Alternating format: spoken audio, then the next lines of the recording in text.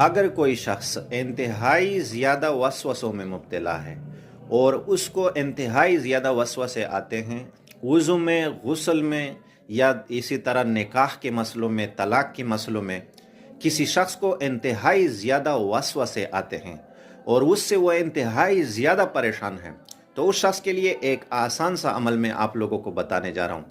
ہر نماز کے بعد اعوذ باللہ من الشیطان الرجیم اس کو 10 مرتبہ پڑھنا ہے اور پانی پر دم کر کے اس کو پینا ہے۔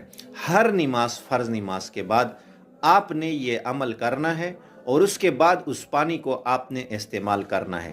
اللہ کے فضل سے اس شخص کا یہ وسوسوں والا مسئلہ اللہ جل شانہ اپنے حکم سے، اپنے فضل سے حل فرما دے گا۔ تو انشاءاللہ یہ چھوٹا سا عمل میں نے آپ لوگوں کے ساتھ شیئر کیا ہے۔